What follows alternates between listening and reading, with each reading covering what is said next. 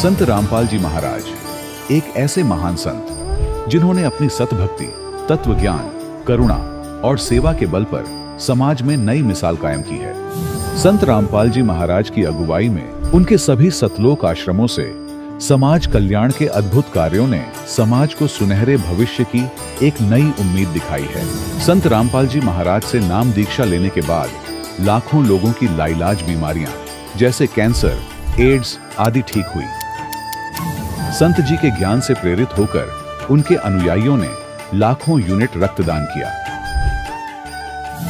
संत जी ने लाखों बहन बेटियों का दहेज मुक्त विवाह करवाया।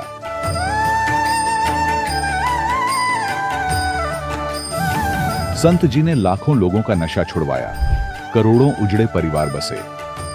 संत जी के आश्रमों में समागम के दौरान निःशुल्क नेत्र चिकित्सा, दंत चिकित्सा प्रदान की जाती है। संत रामपाल जी महाराज द्वारा समय समय पर पर्यावरण संरक्षण के उद्देश्य से बड़े स्तर पर वृक्षारोपण किया जाता है। संत जी ने जरूरतमंदों को तत्काल राहत पहुंचाने के लिए एम्बुलेंस सेवा शुरू की। संत जी अपने अनुयायियों को देहदान के लिए प्रेरित करते हैं, जिससे मानवता की सेवा और चिकित्सा क्षेत्र में सुधार हो सके। संत रामपाल जी महाराज के सभी आश्रमों में हर रोज निःशुल्क भंडारा आयोजित किया जाता है, जहां हर वर्ग, हर जाति और हर धर्म के लोग एक साथ बैठकर भोजन करते हैं।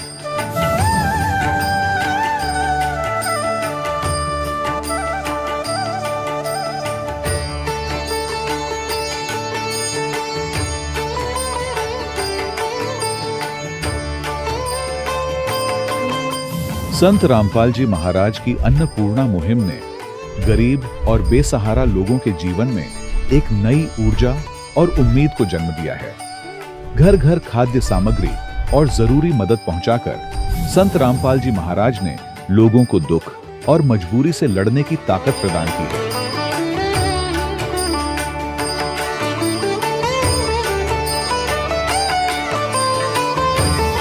संत रामपाल जी महाराज द्वारा गरीब लोगों के लिए घर बनवाने का अद्भुत कार्य एक ऐसी मिसाल कायम कर रहा है जो सदियों सदियों संत जी की उदारता और दया भावना के तौर पर जाना जाएगा।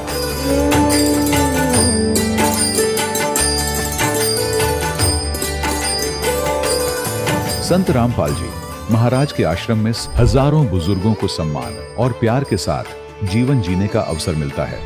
उनके खाने, रहने और स्वास्थ्य की पूरी जिम्मेदारी संत रामपाल जी महाराज उठाते हैं। अनाथ बच्चों के लिए संत रामपाल जी महाराज के सभी आश्रम किसी वरदान से कम नहीं। यहाँ उन्हें शिक्षा, संस्कार और भविष्य के लिए बेहतर अवसर प्रदान किए जाते हैं। चाहे बाढ़ हो, भूकंप या महामारी, संत रामपाल जी महाराज और उनके अनुयायी हमेशा ही जरूरतमंदों के लिए सबसे आगे खड़े रहते हैं। कोविड महामारी के दौरान संत रामपाल जी महाराज के आश्रमों से करोड़ों लोगों के लिए भोजन, दवाइयां और जीवन रक्षक सामग्रियां उपलब्ध कराई गई। चाहे गरीब की मदद हो या किसी शोषित और पीड़ित वर्ग के हक और सम्मान की लड़ाई, संत रामपाल जी महाराज ने हमेशा ही उनकी दबी आवाज को सरकारों तक पहुंचाया है और उन्हें उचित न्याय दिलवाने में अहम भूमिका अदा की है। समाज में आध्यात्मिक और सामाजिक मूल्यों के प्रति जागरूकता लाने में संत रामपाल जी महाराज हर कदम पर मानवता के सच्चे सेवक साबित हुए हैं। संत रामपाल जी महाराज का जीवन हमें सिखाता है कि सच्ची सेवा वही है जो निस्वार्थ भाव से की जाए। आइए हम भी इस महान सेवा के कार्य में इस महान संत से जुड़ें और संत रामपाल जी महाराज से नाम दीक्षा लेकर अपने जीवन को धन्य बनाएं।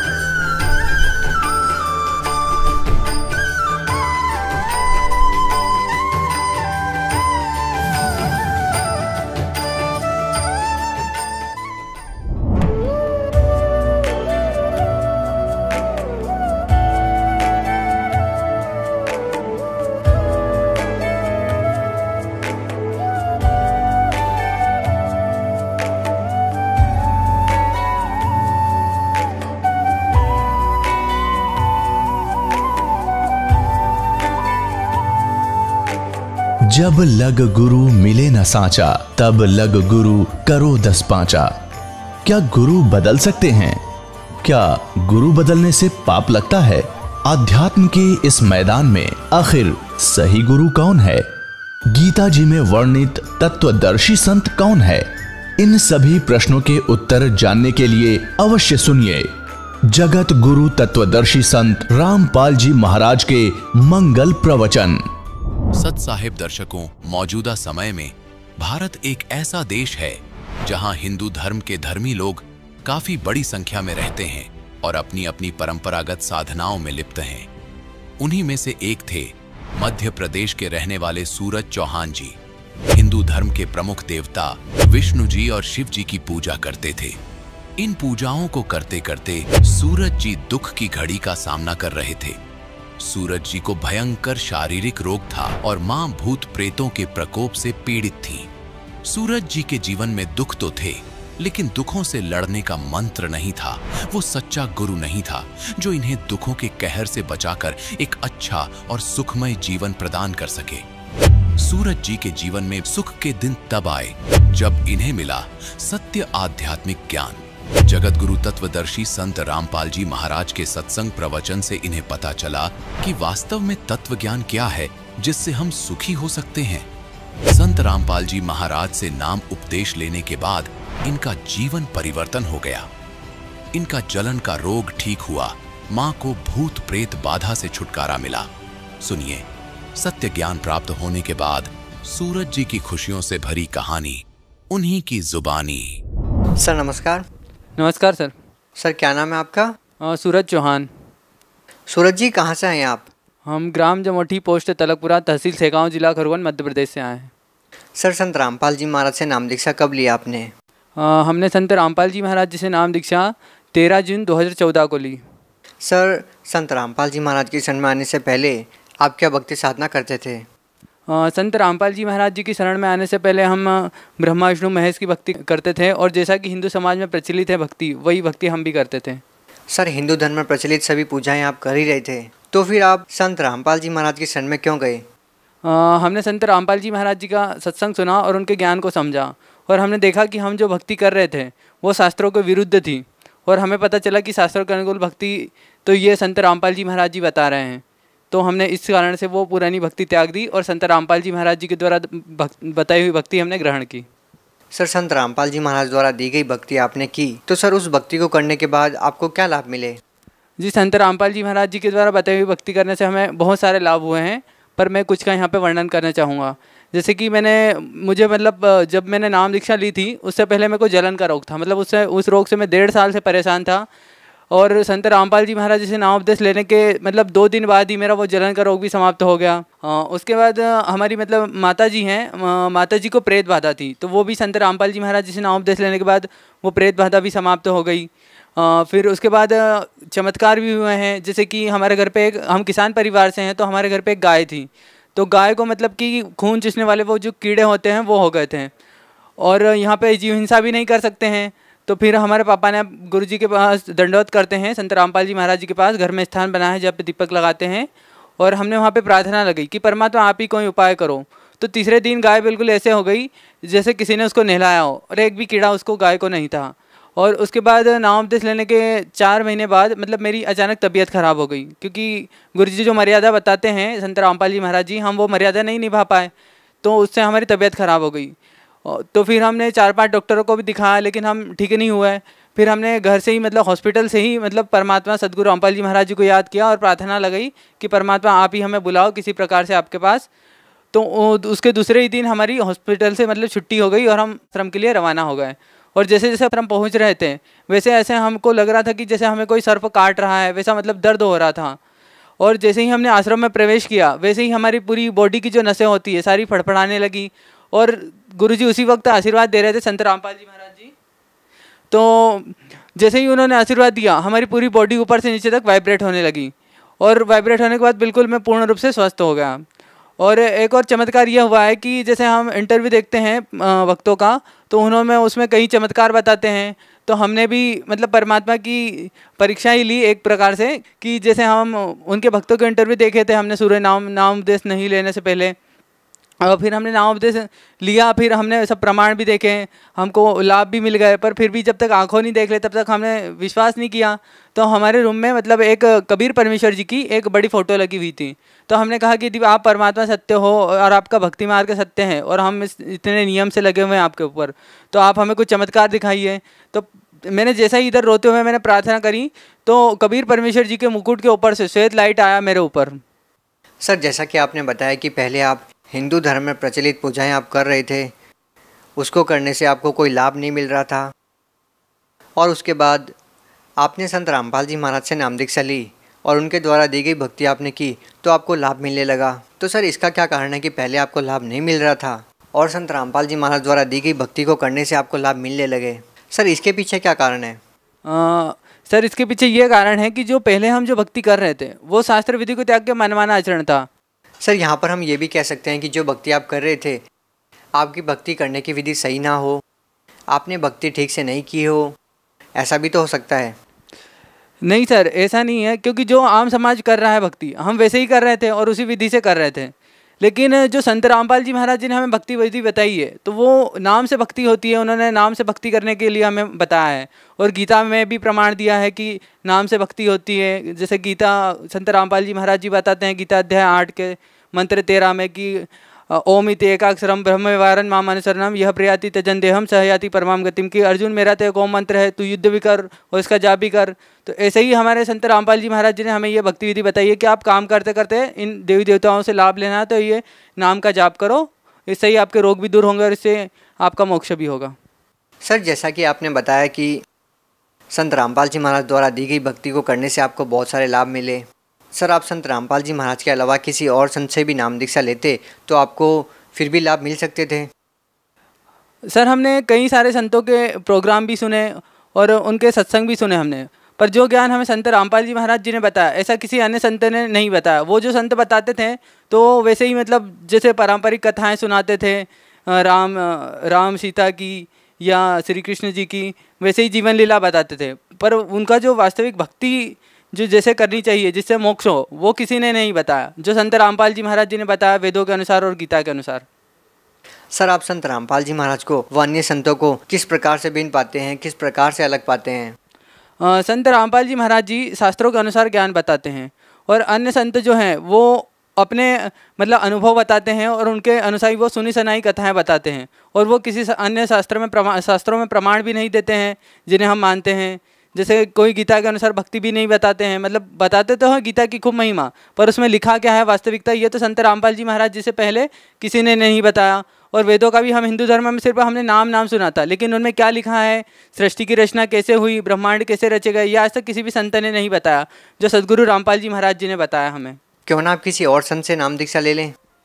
किसी और से नाम उपदेश लेने का सवाल ही नहीं उठता है, क्योंकि सर जो ज्ञान जो है संत रामपाल जी महाराज जी का, हमने तो उनको ज्ञान को समझा था और शास्त्रों के अनुसार उन्होंने जो साधना बताई थी हम शास्त्रों के अनुसार ही भक्ति कर रहे हैं। और किसी अन्य संत के पास फिर जो शास्त्र विधि को ताकि मनमाना आचरण बता रहे हैं तो उनसे कैसे नाम ले सकते हैं हम?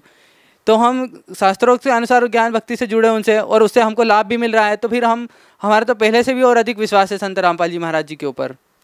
सर, जैसा कि हम देखते हैं कि लगभग पूरे भारतवर्ष में आज की जो युवा पीढ़ी है वो नशे की गिरफ्त में है, आप उन लोगों को क्या कहना चाहेंगे जो लोग वो इतनी छोटी सी उम्र में नशा करते हैं और अपनी लाइफ को बर्बाद कर रहे हैं? आप उन लोगों को क्या कहना चाहेंगे, उनको क्या संदेश देना चाहेंगे? मैं उन लोगों से ये कहना चाहूँगा कि जो बहुत ही कम उम्र में नशा करते हैं, नशा करने से क्या होता है कि हमारा एक तो शरीर भी खराब होता है और आध्यात्मिक शारीरिक रूप से भी हानि होती है और आध्यात्मिक रूप से भी उसमें हानि होती है। यदि हम छोटी सी उम्र में नशा करने लगते हैं तो उससे हमारा क्या है कि धीरे धीरे मतलब मस्तिष्क और याददाश्त भी कमज़ोर हो जाती है नशा करने से।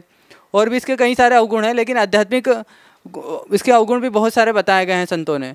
तो मैं उन भक्तों से या मतलब उन लोगों से निवेदन करना चाहता हूँ कि जो नशा करते हैं वे संत रामपाल जी महाराज जी के ज्ञान को सुने और उनके विचारों को सुने और उनको अपने जीवन में धारण करें, जिससे उनका नशा भी छूट जाएगा और उनके भविष्य में जो भी समस्याएं होने वाली होंगी वो भी उस ज्ञान से और उनकी भक्ति से छूट जाएगी। जी, बहुत बहुत धन्यवाद आपका। धन्यवाद सर। दर्शकों, अभी आपने सुने संत रामपाल जी महाराज से दीक्षा प्राप्त करके सुखी हुए भक्त के अनुभव। अब देखिए जगत गुरु तत्वदर्शी संत रामपाल जी महाराज के मंगल प्रवचन। अब हम अध्यात्म मार्ग में ऊपर आएंगे, पूरा विश्व सुखी होगा, आप भी सुखी होगे, आत्मिक शांति होगी। जो परमात्मा काम किया करता हो परमात्मा आपके साथ रहेगा, आपको वो सुख देगा। अब देखो कितने ही अच्छी फिल्म आप देख रहे हो और कितनी सुख सुविधा आपने उपलब्ध कर दी वैज्ञानिक तरीके से, और कल एक जवान बेटे की मृत्यु हो जा, एक आंख नहीं सुहा वो टेलीविजन और वो गाने उन्हें फोड़ने दिल कराए न फूकदों की तगेर के। तो पुण्यात्माओं, ये नकली सुख है, असली सुख भगवान से मिलेगा जो दास आपको विधि बताएगा। आप भी सुखी, आपका परिवार भी सुखी, आपकी 101 पीढ़ी पार हो जाएगी, वो मार्ग आपको बताएगा।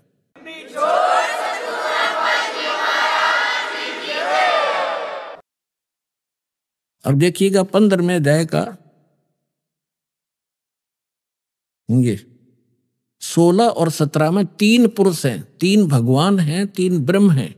अध्याय नंबर 15 का ये श्लोक नंबर 16 यहां पर है।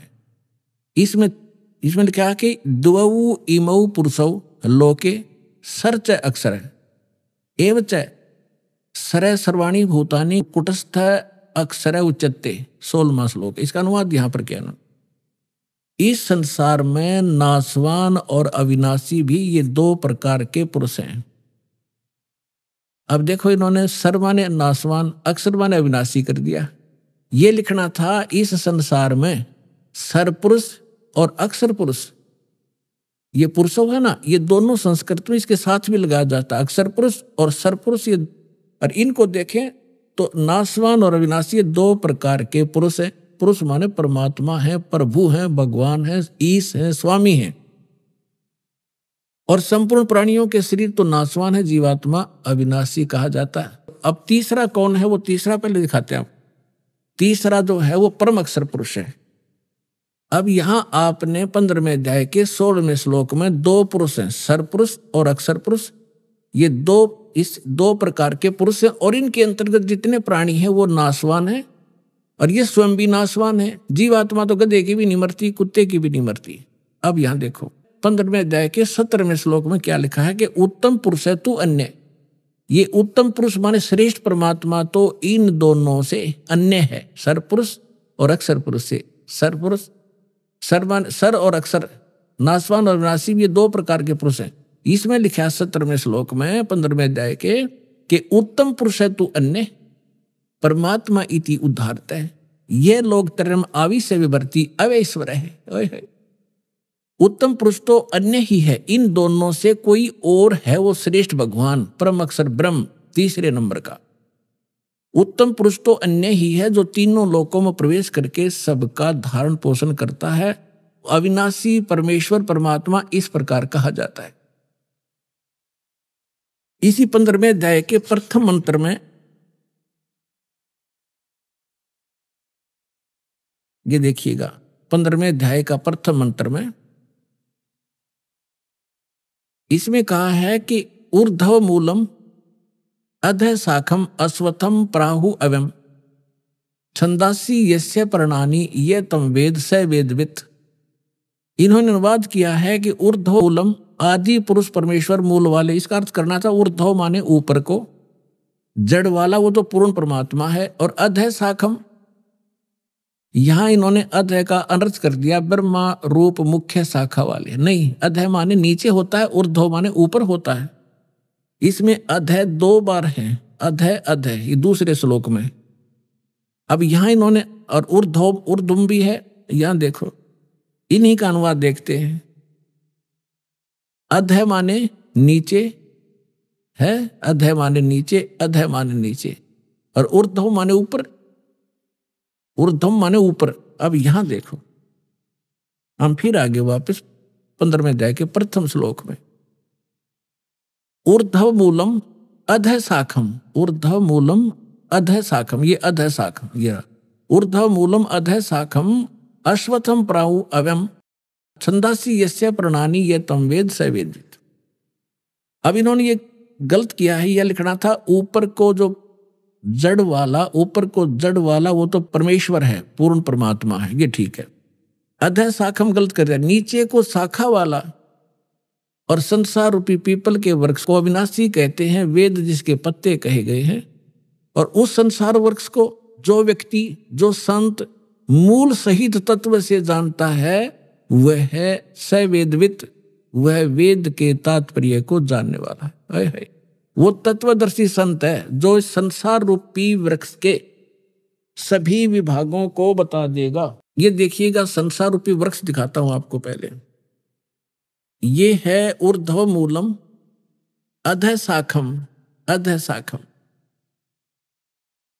ऊर्ध्व मूलम अधः शाखम, अश्वत्थम प्राहु अव्यम, छंदासी यस्य प्रणानी, ये तम वेद स वेदवित। अब देखिएगा, ये है वृक्ष जो जमीन से बाहर दिखाई देता है। कबीर परमेश्वर जी ने 600 वर्ष पहले अपना ज्ञान बताया था एक, और वो लीला ऐसी ही करते हैं, अपने मुख कमल से यथार्थ ज्ञान बोलते हैं और उस ज्ञान को फिर लिपिबद्ध कर लिया जाता, वो सच्चिदानंद घन ब्रह्म की वाणी कहलाती है।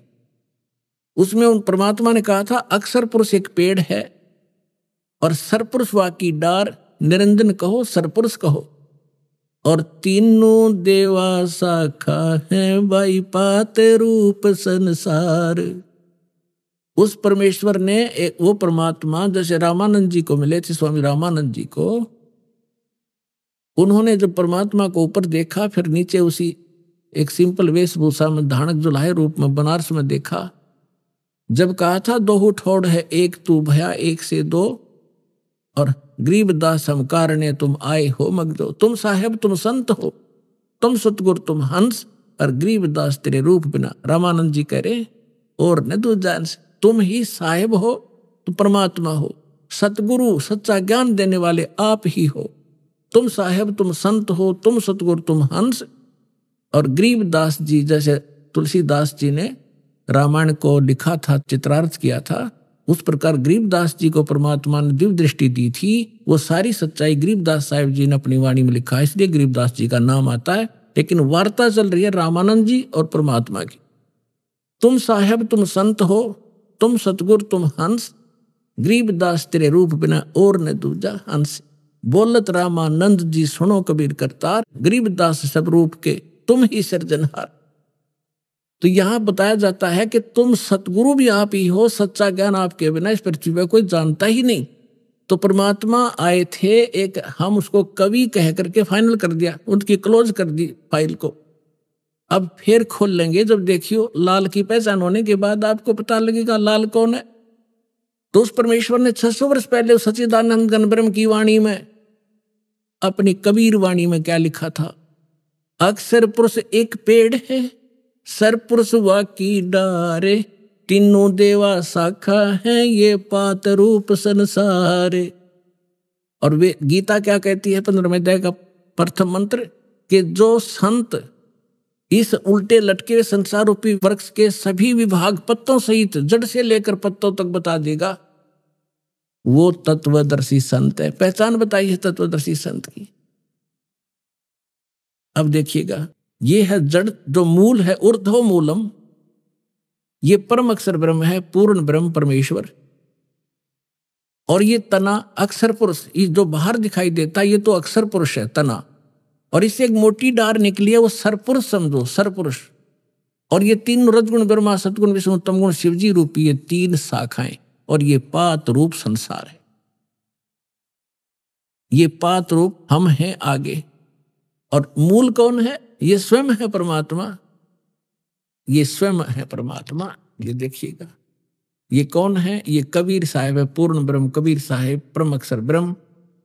ये सारे संसार के आधार हैं, ये सब के धारण पोषण करने वाले हैं। जैसे संसार रूपी वृक्ष की जो परिवृष होती है वो जड़ से होती है। अब दास आपको जहां लाना चाहता है वहां लाएगा। गीता अध्याय नंबर 15 के श्लोक नंबर 1 आपने पढ़ लिया, इसमें स्पष्ट कर दिया कि तत्वदर्शी संत कैसा होगा। ये देखिए, ये है 15वें अध्याय का प्रथम श्लोक। इसमें बताया है कि ऊर्ध्व मूलम अधः शाखम, अश्वत्थम प्राहु अव्यम, छंदासी यस्य प्रणानी ये तम वेद सवेदवित। ऊपर को जड़, और नीचे को तीनों गुण रूपी शाखा वाला, ये इसको सारा कंप्लीट मिलाकर हम पढ़ेंगे ना। ऊर्ध्व मूलम अध शाखम, नीचे को शाखा वाला पढ़ो इसको। और अश्वत्थम यानी संसार रूपी पीपल के वृक्ष को अविनाशी कहते हैं। वेद, ये वेद नहीं है। जैसे छंद का अर्थ होता है विभाग, किसी एक शब्द का एक ही अर्थ नहीं होता, कि जो इन सभी छंदों को, सभी विभागों को तत्व से जानता है। सरपुरुष कौन पोर्शन है इस संसार रूपी वृक्ष का, मूल कौन है और डार कौन है, शाखा कौन है, जो इन सभी को जानता है, सवेदवित, वो तत्वदर्शी संत है। तो परमेश्वर ने 600 वर्ष पहले बताया, इस दास ने परमात्मा से प्राप्त इस ज्ञान को आपके रूबरू कराया। अक्षर पुरुष एक पेड़ है, सरपुरुष वा की डार, और तीनों देवा शाखा है ये पात्ररूप संसार। तो यहां इस श्रीमद् भगवत गीता भी यही बताती है कि तीनों गुण रूपी, यहां देखिए आगे 15वें अध्याय का ये दूसरा मंत्र आप देखिएगा, उस संसार वृक्ष की तीनों गुण रूप। आय हाय पुण्यात्मा, ये सदग्रंथ है। यदि इन BA MA की पुस्तकों को एक बच्चा पढ़ समझ सके, टीचर की क्या आवश्यकता थी? इतने बड़े कॉलेज बनाने की क्या आवश्यकता थी? इन किसी भी अपने धर्म गुरुओं को अपने सदग्रंथों का कख भी पता नहीं। ये कोड वर्ड है, तीनों गुण रूपी शाखा। अब पहले ये बताते तीन गुण कौन है। समझदार को संकेत ही बहुत होता है, ये दिखाता हूं। ये मार्कंडेय पुराण, जिनको हम श्रोधार्य मानते रहे सभी पुराणों को, मार्कंडेय पुराण गीता प्रेस गोरखपुर से प्रकाशित, सचित्र मोटा टाइप।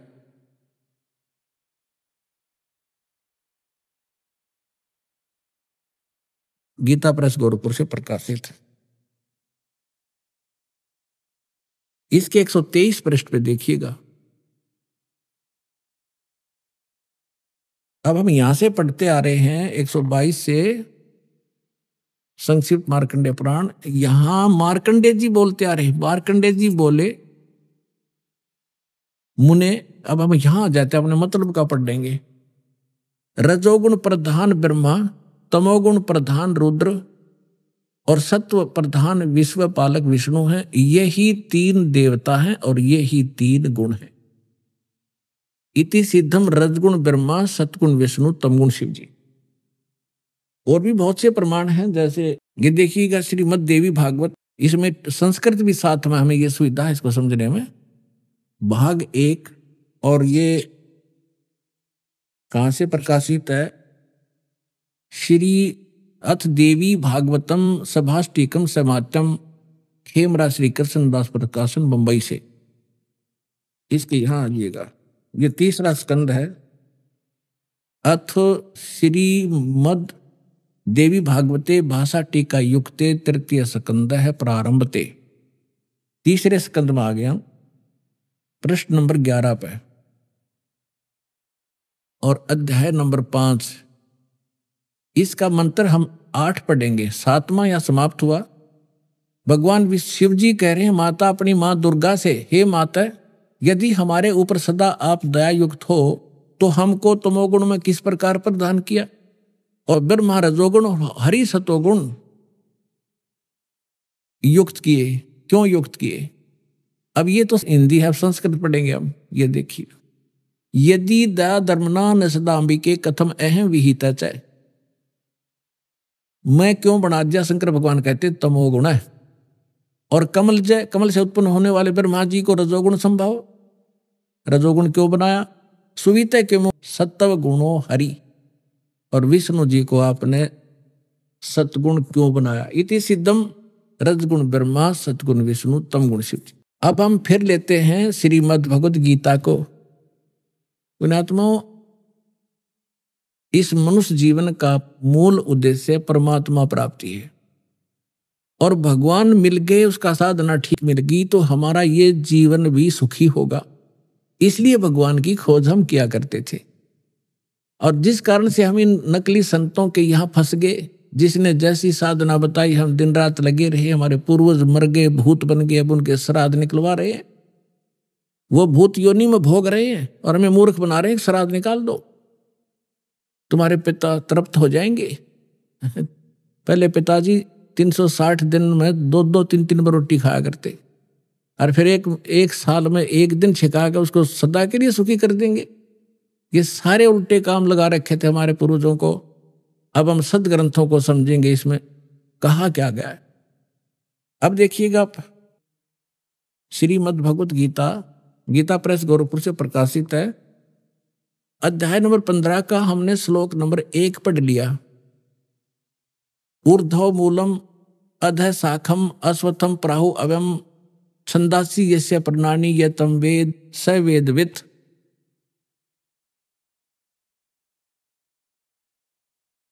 ऊर्ध्व मूलम माने ऊपर को जड़ जो है वो तो पूर्ण परमात्मा समझो, नीचे को अधः शाखम, नीचे को शाखा है। ये संसार रूपी पीपल का वृक्ष को अविनाशी कहते हैं, वेद जिसके पत्ते कहे गए हैं। उस संसार वृक्ष को जो पुरुष मूल सहित जानता है, यानी जड़ से लेकर पत्तों तक जानता है, वह स वेदवित्, वह वेद के तात्पर्य को जानने वाला है, अर्थात वो तत्वदर्शी संत है। अब अगले में कहा दूसरे में, उस संसार वृक्ष की तीनों गुण रूप, रजगुण ब्रह्मा, सतगुण विष्णु, तमगुण शिवजी रूपी, ये दल से बड़ी हुई नहीं, विषय पर वाला शाखा, विषय वासना रूपी ये तीनों शाखाएं हैं, रजगुण ब्रह्मा, सतगुण विष्णु, तमगुण शिवजी, नीचे और ऊपर, सर्वत्र नहीं। अधः माने नीचे, ऊर्ध्व माने ऊपर, नीचे और ऊपर फैली हुई है। और इस मनुष्य लोक में हमारे कर्मों के अनुसार बांधने की भी ये मुख्य कारण है। कर्मानुबंधनी मूल्यानी, ये हमें यहाँ कर्मों के आधार पर यही रखते हैं, जैसे जिसका कर्म है उसको वैसा ही देते रहते हैं। किसी के अच्छे पुण्य है तो उसको अच्छा देते रहेंगे, जिसका पाप है उसको दुख देते रहेंगे। इसमें कोई परिवर्तन ये नहीं कर सकते, और हमें यहाँ बांधे रखने के ये मूल कारण है। अब देखो, नीचे और ऊपर, सभी लोगों में नहीं, नीचे और ऊपर फैली हुई है। अब तीसरे में क्या कहा है कि इस संसार वर्ष का स्वरूप जैसा कहा है वैसा यहां विचार काल में नहीं पाया जाता। यानी मेरे और तेरे डिस्कशन में जो गीता जी का ज्ञान मैं दे रहा हूं, इसमें मैं कंप्लीट नहीं बता पाऊंगा उस परमात्मा के बारे में। इसलिए ऑप्शन छोड़ रखा है इसने। चौथे अध्याय के 34वें श्लोक में कहा कि उस तत्व ज्ञान को जो परमात्मा स्वयं अपने मुख कमल से बोलता है, चौथे अध्याय के 32 और 34 में, वो तत्व ज्ञान है। उस तत्व ज्ञान को तू तत्वदर्शी संतों के पास जाकर समझ। गीता ज्ञानदाता कहता मैं नहीं जानता उसको कंप्लीट। यहां स्पष्ट कर रहा है कि यहां विचार काल में जो गीता का ज्ञान मैं तुझे दे रहा हूं, मैं इसको कंप्लीटली नहीं बता पाऊंगा। तेरे और यहां मेरे विचार काल में ये पूर्णतः नहीं पाया जाता, उसको किसी और से समझ। ये देखिएगा, इस संसार वृक्ष का स्वरूप जैसा कहा है, यानी सृष्टि रचना जैसी मुझे पता है, वैसा यहां विचार काल में, यानी गीता जी के डिस्कशन में, इस विचार विमर्श में नहीं पाया जाता। इसमें नहीं मिलेगा तेरे को, क्योंकि न तो इसका आदि है न इसका अंत। इसको पता नहीं गीता ज्ञानदाता को, तथा न इसकी अच्छी प्रकार कोई सचिथि है। इसलिए इस सुविरुद्ध मूलम, यानी सुविरुद्ध माने अति दृढ़ मूल वाले, यानी परमात्मा का जो ऊपर का लोक है, सतलोक, अलखलोक, अगमलोक और अकहलोक, जिसे नामी लोक कहते, वो अविनाशी है, उसका कभी नाश नहीं होता। इसलिए सुदृढ़ मूल तो उसका सुदृढ़ कहा है। वो सुदृढ़ मूलम, सुदृढ़ यानी अविनाशी रूपी मूल वाले जो स्थान जहां भगवान रहता है वो अविनाशी है। यहां उसका संकेत देखिएगा, सुविरुद्ध मूलम,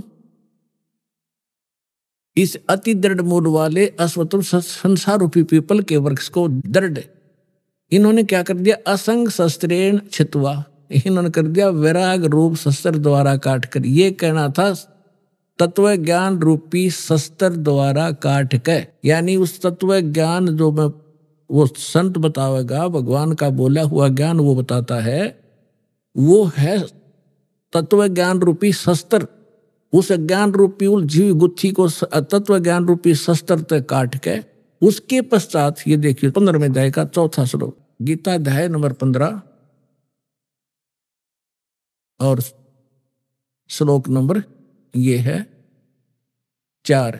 उसके पश्चात उस परम पद रूप परमेश्वर को भली भांति खोजना चाहिए, जिसमें गए हुए पुरुष यानी साधक फिर लौटकर संसार में नहीं आते, और जिस परमेश्वर से पुरातन संसार वर्ष की प्रवृत्ति विस्तार को प्राप्त हुई है, उसी आदि पुरुष नारायण की मैं शरण हूं, इस प्रकार दृढ़ निश्चय करके उस परमेश्वर का मनन और निधि ध्यान करना चाहिए। परपदेवा ने पूजा होती है, इन्हें तो अड़ंगा डांड से मतलब था। इसका है कि उस परमात्मा ने जिसने सब ब्रह्मांडों की रचना की है, संसार रूपी वृक्ष जिससे विस्तार को प्राप्त हुआ है, यानी जिसने सब की रचना की है, वो परमात्मा है। गीता ज्ञान अपने से अन्य, गीता ज्ञान दाता अपने से अन्य किसी परमात्मा के विषय में कह रहा है कि उसकी पूजा करनी चाहिए। गीता अध्याय नंबर 18 के श्लोक नंबर 62 में स्पष्ट किया है कि सर्वभाव से तू उस परमेश्वर की शरण में जा, उसकी कृपा से तू परम शांति को और सनातन परम धाम को प्राप्त होगा। और इसमें स्पष्ट कर दिया कि उसके पश्चात तत्वदर्शी संत मिलने के बाद तत्व ज्ञान के द्वारा इस अज्ञान को हटाकर काट कर उसके पश्चात परमेश्वर के उस परम पद की खोज करनी चाहिए, जहां जाने के बाद साधक फिर लौटकर कभी संसार में नहीं आते। अपने विषय में गीता ज्ञानदाता चौथे अध्याय के 5 और 9 में गीता, दूसरे अध्याय के 12वें श्लोक में, 10वें अध्याय के दूसरे श्लोक में कहता, अर्जुन तेरे और मेरे बहुत जन्म हो चुके, तू नहीं जानता मैं जानता हूं। तो इससे सिद्ध है कि यदि हम गीता ज्ञानदाता की भक्ति करेंगे तो हम फिर भी जन्म मृत्यु में रहेंगे, हमें कंप्लीट मोक्ष नहीं होगा, शाश्वत स्थान नहीं मिलेगा, हमें परम शांति नहीं हो सकती। इसलिए तत्वदर्शी संत की खोज करने को कहा है। राज आपको खोज करा करा पा गए, दास है उस तत्वदर्शी संत, आपका जचियो कद्दे फिर।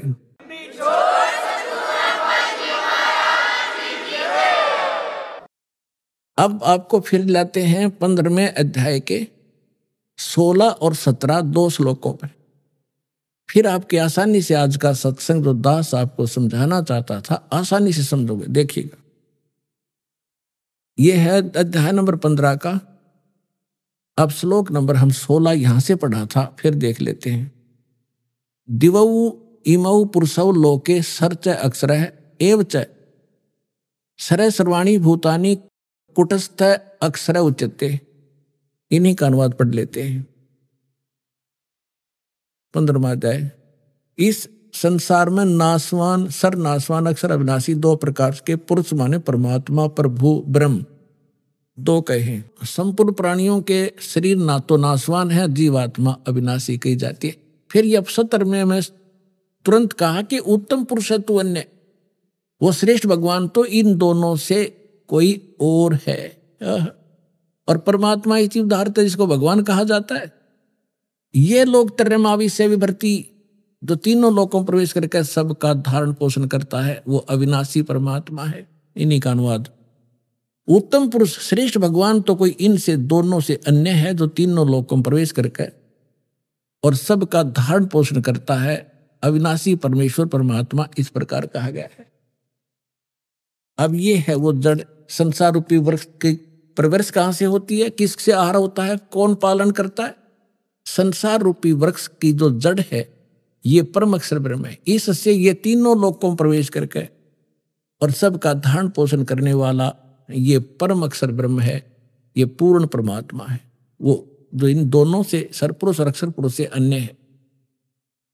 अब ये है तीनों लोकों में प्रवेश करके सबका धारण पोषण करने वाला ये परमात्मा है। अब हम आपको थोड़ा सा इन भगवानों का जो अक्षेत्र दिखाएंगे कि ये कितने प्रभु हैं। जैसे एक ब्रह्मांड होता है, एक ब्रह्मांड में कौन कौन सी स्थिति है वो देखिएगा। ये एक ब्रह्मांड का लघु चित्र है। इस ब्रह्मांड का अंडे जैसी शकल है, अंडे आकार है, अंड आकार है। ये देखिए ऐसा है यहाँ। ये इसको अंड भी कहते हैं, इसको ब्रह्मांड भी कहते हैं। और इस ब्रह्मांड के अंदर जो व्यवस्था है वो हमारे शरीर के अंदर हम देख सकते हैं जब हम हमारे इन चैनलों को, कमलों को ऑन कर लेंगे मंत्रों की साधना करके। तो इसलिए इसको पिंड, शरीर को पिंड कहते हैं। जैसे एक टेलीविजन के अंदर कहीं भी कार्यक्रम हो रहा हो, वो कार्यक्रम हो रहा कहीं और देख हम टीवी पर सकते हैं, ऐसे ये शरीर हमारा है। तो पूरे ब्रह्मांड का जो नक्शा है इस पिंड के अंदर है। इसको पिंड भी कहते हैं, इसको अंड आकार है इसलिए अंड भी इसी को कहते हैं। अरे राधा स्वामी वाले ये नकली पिंड अलग बताते हैं, अंड अलग बताते हैं, और ब्रह्मांड न्यारा क्या क्या पता नहीं इनको। ये देखिएगा, तो ये इस ब्रह्मांड के अंदर क्या क्या व्यवस्था है, नीचे से शुरू करते। ये 7 हैं, तल, अतुल, वितल, महातल, अतल, सुतल, रसातल और पाताल लोक। और ये पृथ्वी लोक, ये ब्रह्मा का लोक, ब्रह्मा जी का लोक, शिव जी का लोक, विष्णु जी का लोक, और ये स्वर्ग, और ये नरक, ये इंद्र का लोक, ये धर्मराज का लोक, और ये एक ब्रह्मलोक है इसके अंदर। ये सारा ब्रह्मलोक कहलाता है। इतना ये एक ब्रह्मलोक है। इसमें इसने क्या कर रखा है, ये महेंद्र काल भी, फिर नकली सतलोक, नकली अलखलोक और नकली अगमलोक और नकली अनामी लोक की रचना इस काल ने करवा रखी। ये दुर्गा जी का लोक, यहां इसने गुप्त स्थान बना रखा है, और इस गुप्त स्थान पर कोई नहीं जा सकता इस काल की रजा से बिना। ब्रह्मा विष्णु महेश का पिता है। इसने 3 स्थान बना रखे हैं, एक रजोगुण प्रधान अक्षेत्र, एक तमोगुण प्रधान अक्षेत्र, एक सतोगुण प्रधान अक्षेत्र। ये अपना ऐसा रूप बना लेता है ब्रह्मा जी जैसा, और दुर्गा को ये सावित्री के रूप में रखता है। इन दोनों के संयोग से इस रजोगुण प्रधान अक्षेत्र में रहते हुए जो पुत्र उत्पन्न होता है, इसकी शकल जैसा हो जाता है, उसको ब्रह्मा नाम दे देता है, और वो रजोगुण युक्त हो जाता है। इसी प्रकार ये सतोगुण युक्त स्थान है, इसमें स्वयं विष्णु रूप धारण करता है, दुर्गा को महालक्ष्मी रूप में रखता है। इन दोनों के संयोग से इस सतोगुण प्रधान क्षेत्र में रहने से जो पुत्र उत्पन्न होता है वो सतोगुण युक्त हो जाता है, और उसका नाम विष्णु रख देते हैं। इसी प्रकार ये शंकर रूप बना लेता है, दुर्गा को पार्वती रूप में रखता है, और इन दोनों के संयोग से तमोगुण प्रधान क्षेत्र में जो पुत्र उत्पन्न होता है वो तमोगुण युक्त हो जाता है। इसलिए रजगुण ब्रह्मा, सतगुण विष्णु और तमगुण शिव जी की उत्पत्ति करके ये फिर नीचे के लोकों का प्रधान बना देता है, इनको एक एक द्वीप दे देता है। और ये तीनों भगवान केवल पृथ्वी लोक, स्वर्गलोक और इस पाताल लोक, इन 3 लोकों के ऊपर ही ये प्रभुता रखते हैं, इस एक ब्रह्मांड। बस इतने मालिक हैं, इतने स्वामी हैं। और ये जो ब्रह्म है इनका पिता सरपुरुष, ये केवल ऐसे ऐसे 21 ब्रह्मांडों का स्वामी है।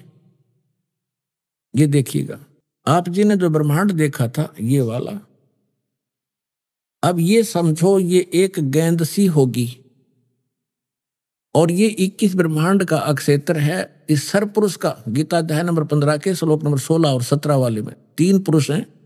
ये सरपुरुष का क्षेत्र है 21 ब्रह्मांड।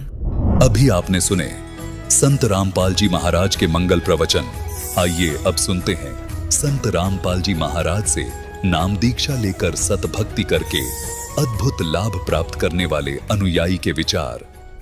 दर्शकों, कलयुग के इस माहौल में जहां समाज में बहुत सी भ्रांतियां प्रचलित हैं, तो उन भ्रांतियों से बाहर निकलने के बाद जब व्यक्ति सत्य की खोज करता है तो उसको केवल प्रमाण ही सत्य की तरफ ले जा सकते हैं, क्योंकि सच्चाई प्रमाणित होती है और भ्रांतियां निराधार। इसी प्रकार एक सच्चा साधक जो ईश्वर की खोज में भटक रहा होता है, अक्सर उसको भी सत्य तक पहुंचने से पहले बहुत सी भ्रांतियों से होकर गुजरना पड़ता है। लेकिन प्रमाण जब मिल जाए तो लोक वेद पर आधारित सभी साधनाएं उसे व्यर्थ लगने लगती हैं। राजस्थान में अलवर के रहने वाले नाहर जी को भी सत्य ने ही प्रभावित किया, एक ऐसा सत्य जो उन्हें तमाम परंपरागत साधनाओं की सच्चाई से अवगत करवा गया। नाहर जी हनुमान जी के उपासक थे। छत्तीसगढ़ में बाबा धाम कावड़ भी लेकर गए, 84 कोस की परिक्रमा भी की। लेकिन एक दिन इन्होंने सच्चे संत का सत्संग सुना, और वो संत कोई और नहीं, संत रामपाल जी महाराज जी हैं। उसको सुनने के बाद उन्हें पता चला कि इनके द्वारा की जा रही साधनाएं व्यर्थ थीं। फेसबुक के माध्यम से एक दिन इन्होंने संत रामपाल जी महाराज जी के सत्संग में भगवान की वास्तविक सच्चाई का ज्ञान हुआ और देवी देवताओं का स्तर पता चला। इस बात ने इन्हें अचंभित कर दिया, लेकिन सामने दिखाए गए प्रमाणों ने इन्हें सत्यता पर दृढ़ किया। तभी से नाहर जी की जीवन शैली में बड़ा बदलाव आया है। संत जी की शरण में जाने के बाद इन्हें अनेकों लाभ मिले। ये सब अब आपको नाहर जी स्वयं बताएंगे। सुनिए नाहर जी का जीवन वृतांत। सर नमस्कार। नमस्ते सर। सर क्या नाम है आपका? नाहर सिंह मीना। कहाँ से आए हैं आप? मैं अलवर राजस्थान से आया हूँ। वैसे मैं गाजियाबाद में रेलवे में जॉब करता हूँ। सर, संत रामपाल जी महाराज से नाम दीक्षा लेने से पहले आप क्या भक्ति साधनाएं करते थे? मैं खुद जो हूँ, एक हमारे वहाँ पे गांव में एक संत हैं, उनका शिष्य था। उन्होंने मुझे रामायण में नाम का मंत्र दिया था। श्री राम को इष्ट मान कर मैं भक्ति करता था। हनुमान जी का उपासक था मैं। हनुमान जी का व्रत करता था, चोला छंडाता था, मतलब उस पर रंग सिंदूर छंडाता था मूर्ति पे। और मैं बहुत अच्छे से इष्ट मान के उनकी भक्ति करता था कंटिन्यू। मैं कावड़ लेके गया बिहार समस्तीपुर से। मैं बाबा धाम, ये छत्तीसगढ़ में है, वहाँ पे मैं कावड़ लेके गया। मैंने 84 जो कोस की परिक्रमा है वो नंगे पैर की। तो इस तरह मैं दृढ़ता से भक्ति कर रहा था और हनुमान जी का ज़्यादा उपासक था। सर, आप एक अच्छे श्रद्धालु की तरह हर वो पूजा साधनाएं कर रहे थे जो कि एक आम साधारण श्रद्धालु करता है। तो सर, हमारा सवाल ये है कि आप जो पहले भक्ति साधनाएं कर ही रहे थे, तो फिर आप संत रामपाल जी महाराज की शरण में क्यों आए? सर, मैं क्या है कि मैं रेलवे में जॉब कर रहा था, तो मैं फेसबुक चला रहा था। तो फेसबुक पे मुझे एक दिन अचानक संत रामपाल जी महाराज का सत्संग मिल गया। तो मैं सत्संग देखता रहा तो काफ़ी दिन देखता रहा, 10-15 दिन देखता रहा। मैंने फिर उसमें देखा कि इसमें बता रहे हैं संत रामपाल जी महाराज की ब्रह्मा विष्णु महेश, इनके माता पिता कौन हैं और ब्रह्मा विष्णु महेश की कितनी जन्म आयु है। तो ये देख के मैं शॉक्ड रह गया कि ये क्या ब्रह्मा विष्णु महेश की जन्म मृत्यु होती है। तो परमात्मा की दया से संत रामपाल जी महाराज ने ऐसा ज्ञान बताया उस सत्संग में कि मैं अचंभित रह गया। मेरे पैरों तले जमीन नहीं खिसक गई। इस तरह मुझे अनुभव हुआ कि ये एक साधारण संत जो इतना अनमोल, इतना हाई लेवल का ज्ञान बता रहे हैं, जो ब्रह्मा विष्णु महेश की उम्र बता रहे हैं। सर देखिए, अभी तक तो यही सुनते आए थे कि ब्रह्मा विष्णु महेश जो हैं वो अजरो अमर हैं, अविनाशी हैं। हम आपसे ये जानना चाहेंगे कि क्या संत रामपाल जी महाराज ने कोई प्रमाण आपको दिए कि ब्रह्मा विष्णु महेश अजर अमर नहीं हैं, अविनाशी नहीं हैं? क्या कहना चाहेंगे आप? यस सर, उन्होंने प्रमाण दिया। उन्होंने दुर्गा पुराण में बताया कि वो नासवान हैं और उनकी जन्म मृत्यु होती है। और उनसे भी बड़े 3 भगवान हैं, ब्रह्मा विष्णु महेश से बड़े उन्होंने संत रामपाल जी महाराज ने 3 भगवान बताए। तो उनमें उन्होंने प्रमाण बताया, गीता अध्याय 15 का 16वां श्लोक, उसमें 2 भगवान बताए कि एक तो क्षर पुरुष जो गीता का ज्ञान दे रहा है, और एक उससे बड़ा है जो अक्षर पुरुष है, और उससे भी एक बड़ा भगवान है जो सबसे बड़ा है, सर्वोत्तम है, पूर्ण ब्रह्म में, वो अविनाशी है। तो वो संत रामपाल जी महाराज जी पूर्ण ब्रह्म कबीर देव की सत्य भक्ति बता रहे थे। तो उसको जब हम देखें, उसको हम समझे, तो वास्तव में पता लगा कि हम तो कबीर परमात्मा की संतान हैं और वो हमारे असली परमपिता परमेश्वर हैं। सर, ये बात तो माननी पड़ेगी कि संत रामपाल जी महाराज के ज्ञान का कोई सानी नहीं है, क्योंकि वो जितना भी ज्ञान बताते हैं वो प्रमाणित बताते हैं, शास्त्रों के आधार पर बताते हैं। साथ ही उनका ये भी कहना है कि कबीर परमात्मा है। सर, हम आपसे ये जानना चाहेंगे कि क्या इसका भी प्रमाण संत रामपाल जी महाराज देते हैं? जी, उन्होंने स्पष्ट बताया कि उन्होंने वेद खोले। वेद में ऋग्वेद मंडल नंबर 9 सूक्त 96 मंत्र 16, 17 और 18 और 19, 20, इन 5 श्लोकों में, मंत्रों में पूरा उन्होंने प्रमाण बताया कि वो कबीर देव हैं और वो तीसरे रिद्ध धाम में रहते हैं। सबसे ऊपर जो तीसरा रिद्ध धाम है, उसमें मानव के रूप में, एक राजा के शरीर के रूप में, प्रकाशमान शरीर में कबीर परमात्मा साकार रूप में रहता है। तो वो ये स्पष्ट प्रमाण दे रहे थे, वेदों में बता रहे थे, गीता जी में बता रहे थे कि पूर्ण ब्रह्म जो होता है, परमात्मा होता है, वो गीता अध्याय 15 का एक श्लोक है, उसमें बताया कि उल्टा जो लटका हुआ वृक्ष है, उसमें जो मेन मूल जो है, रूट है पेड़ की, जो जड़ है, वो पूर्ण ब्रह्म है, वो कबीर देव है। सर, जब आपने ये सत्संग सुना और इतने सारे प्रमाण जब आपने देखे, तो उसके बाद आपने क्या किया? ये सर, जब मैंने ये देखा तो मुझे उसमें पता लगा कि ये ब्रह्मा विष्णु महेश जो हैं, ये जो भक्ति इनकी हम कर रहे हैं, ये तो गलत कर रहे हैं, और ये तो हमको लाभ ही नहीं दे रहे। इनकी हम भक्ति करते करते इतने मतलब दृढ़ता में हैं, इतना सब कुछ कर रहे हैं, फिर भी हमको समस्या आ रही है। मुझे खुद को जो है मुंह में छाले होते थे। मैं रेलवे में एम्प्लॉय हूँ और मैंने मतलब डॉक्टर से काफ़ी बार इलाज करा कि मुंह में महीने में 1 या 2 बार कम से कम छाले हो जाते थे। मैं दवाई खा के थक गया था। मेरे अंदर क्रोध ज़्यादा रहता था, मैं गुस्से में ज़्यादा, मतलब कोई भी बात पे गुस्सा करता था, परिवार वालों से गुस्से में झगड़ा कर लेता था। तो ये परमात्मा का ऐसा ज्ञान, कबीर परमात्मा का, जो संत रामपाल जी खोल खोल के बता रहे थे, मैं तुरंत क्या किया, मैंने उसमें चैनल पे पीली पट्टी आ रही थी, मैंने सत्संग देखना शुरू कर दिया था। तो उसमें मोबाइल पे फ़ोन किया आश्रम में, संत रामपाल जी का आश्रम में। तो फिर उन्होंने बोला कि आपके अलवर नामदान केंद्र में आप आ सकते हो और नाम दीक्षा ले सकते हो। तो मैंने वहाँ पे 20 जून 2018 को संत रामपाल जी महाराज जी से नाम दीक्षा ली। सर देखिए, अभी आप संत रामपाल जी महाराज जी से जुड़ चुके हैं और इसमें कोई दो राय नहीं है कि आप संत रामपाल जी महाराज जी से जुड़ने के बाद तो कोई नशा करते नहीं होंगे। क्या संत रामपाल जी महाराज से जुड़ने से पहले कोई नशा करते थे आप? सर आपको एक्चुअली में बात बताऊं कि मैं जो हूँ मेरे यार दोस्तों के साथ जैसे बियर पीना, जैसे सिगरेट कभी कभी पी लेना, इस तरह मैं छुप के नशे कर लेता था। मैं सबके सामने नशा नहीं करता था। पर मैंने सत्संग में संत रामपाल जी महाराज जी के माध्यम से जाना कि अगर कोई एक बार भी शराब पीता है तो उसमें स्पष्ट लिखा हुआ है, मदिरा पीवे कड़वा पानी 70 जन्म स्वान के जानी। अगर कोई एक बार शराब पीता है तो उसका 70 बार कुत्ते का जन्म भोगना पड़ता है। तो दूसरी चीज़, हम मांस भी खा लेते थे। हम मीणा समाज में रहे, जन्म हुआ है तो हम मांस खा लेते थे। मांस का खिलाने का हम बहुत अच्छा एक इज्जत सम्मान मानते थे। तो ऐसी गलतियां कर रहे थे हम।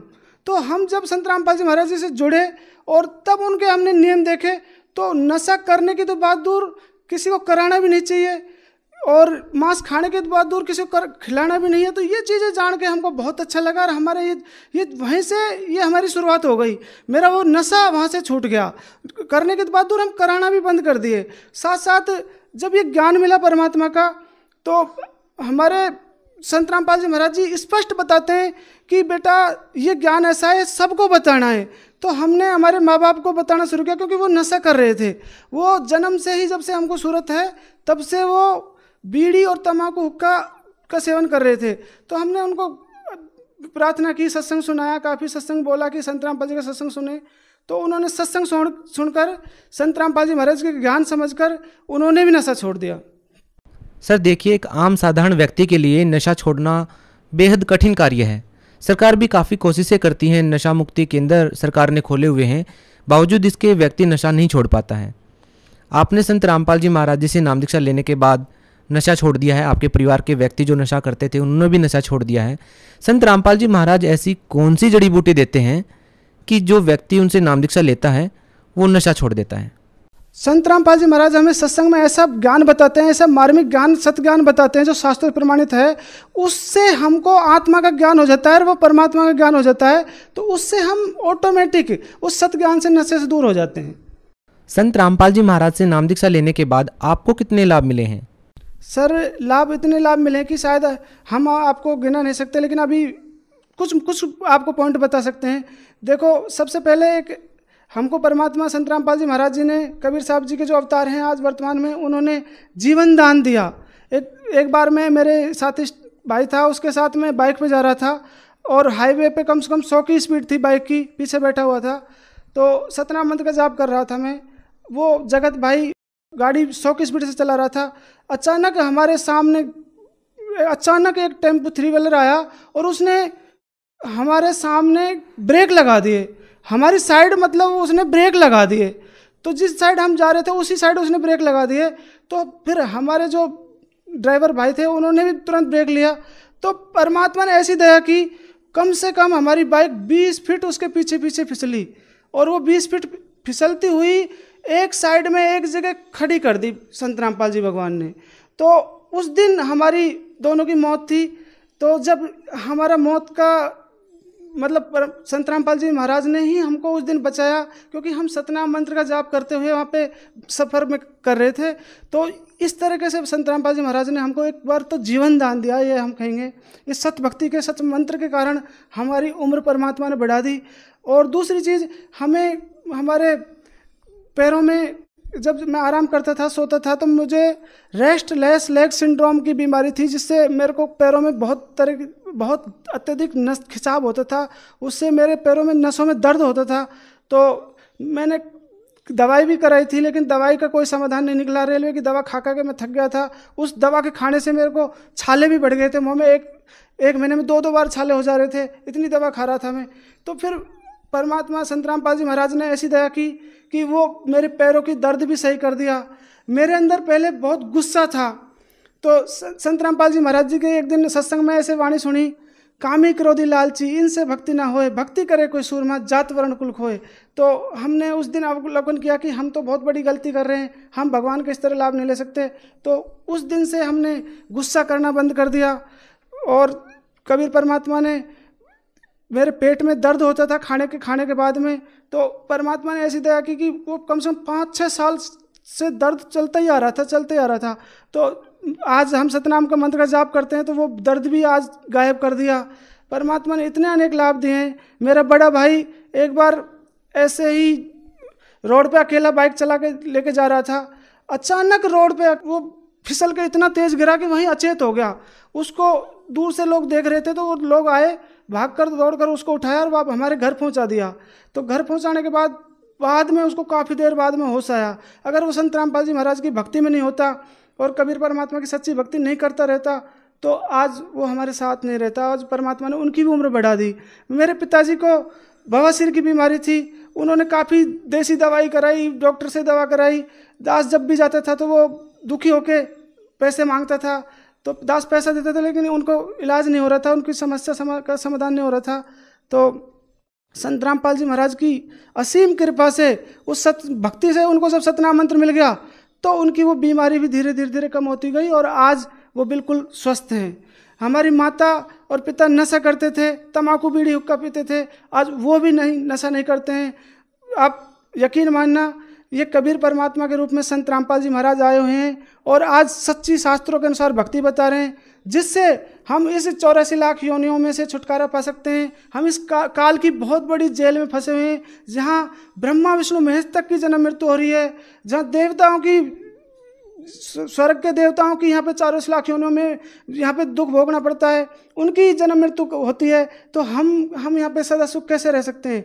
हमें सतलोक जो आदि सनातन धाम है वहाँ जाने के लिए सभी को भक्ति करनी चाहिए। और उसका सच्चा जो भक्ति मार्ग है वो केवल इस धरती पे संत रामपाल जी महाराज जी के पास ही है। संत रामपाल जी महाराज से नाम दीक्षा लेने के बाद आपको बहुत सारे लाभ मिले हैं, जीवन दान आपको मिला है। आप भगत समाज को क्या संदेश देना चाहेंगे? हमको इतने लाभ मिले हैं, अब संत रामपाल जी महाराज जी सच्चे भक्ति से सबको लाभ दे सकते हैं। अगर वो संत रामपाल जी महाराज जी से अविलंब अपना आत्मा का कल्याण कराने के लिए, मोक्ष का मार्ग जानने के लिए, उसको पाने के लिए अगर संत रामपाल जी महाराज से जुड़ जाएं तो वो परमात्मा के सुख शांति भी यहाँ धरती पे पा सकते हैं, इस लोक में सुख शांति हो सकते हैं और साथ में परमात्मा की प्राप्ति भी कर सकते हैं। जिसे पूर्ण कबीर परमात्मा बोलते हैं, पूर्ण परमात्मा कबीर साहब को बोलते हैं, उस आदि सनातन सतलोक को वो जा सकते हैं। तो मेरी हाथ जोड़ के सभी धर्म गुरु और सभी धर्म के अनुयायियों से हाथ जोड़ के प्रार्थना है कि आप केवल दास 20 दिन का सत्संग सुना, उससे संत रामपाल जी महाराज जी का सच्चा ज्ञान समझ गया, तो आप कुछ दिन सत्संग सुन के देखें। आप संत रामपाल जी महाराज को फेसबुक पे स्पिरिचुअल लीडर संत रामपाल जी महाराज जो है उस पर दास को देखकर उनसे सच्ची भक्ति मिली है, आप भी देख सकते हैं। आप यूट्यूब चैनल है संत रामपाल जी महाराज जी का, उस पर आप उनको देख सकते हैं, ट्विटर पे देख सकते हैं। आप संत रामपाल जी महाराज का ऐप है, संत रामपाल जी महाराज ऐप, उससे आप संत रामपाल जी का ज्ञान सुन सकते हैं। तो आप जितना जल्दी संत रामपाल जी महाराज जी का सत्संग सुनना लग जाओगे, उसी दिन से आपको लाभ मिलने लग जाएगा। ये सत्य बात है, 101% है। क्योंकि कबीर देव का एक गुण लिखा हुआ है वेदों में कि कबीर परमात्मा असाध्य रोग को भी सही कर देते हैं। अगर कोई दुखी आदमी है और कोई बीमारी से पीड़ित है, कोई किसी भी प्रकार से दुखी समस्या से ग्रसित है, तो वो केवल संत रामपाल जी महाराज का सत्संग सुने और सच्चा मार्ग देखें और इसी को अपनाएं। सर बहुत बहुत धन्यवाद। ठीक है sir, thank you.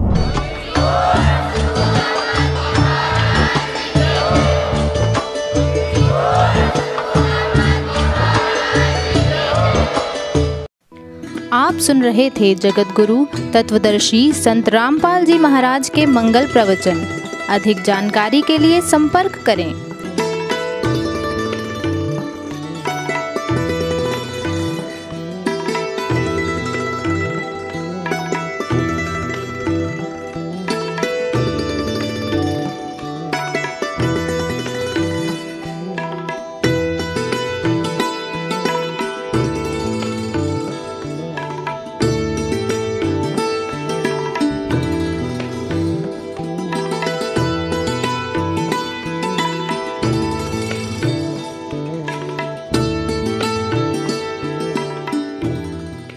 Jagat Guru तत्वदर्शी संत रामपाल जी महाराज जी के पावन सानिध्य में भक्ति की अलख जगाने तथा श्रद्धालुओं को सत्य भक्ति मार्ग का रास्ता दिखाने हेतु कनाडा के लोकप्रिय channel the TV NRI channel पर जगत गुरु तत्वदर्शी संत रामपाल जी महाराज जी के मंगल प्रवचनों का प्रसारण प्रतिदिन सुबह 7:30 बजे से 8:30 बजे तक तथा रात्रि 7:30 बजे से 8:30 बजे तक किया जा रहा है। इस सत्य भक्ति मार्ग को अपनाने के लिए अधिक से अधिक सत्संग प्रसारण देखें। इस सत्संग प्रवचन का सीधा प्रसारण संत रामपाल जी महाराज लाइव सत्संग YouTube चैनल और जगत गुरु संत रामपाल जी महाराज फेसबुक पेज पर भी देख सकते हैं।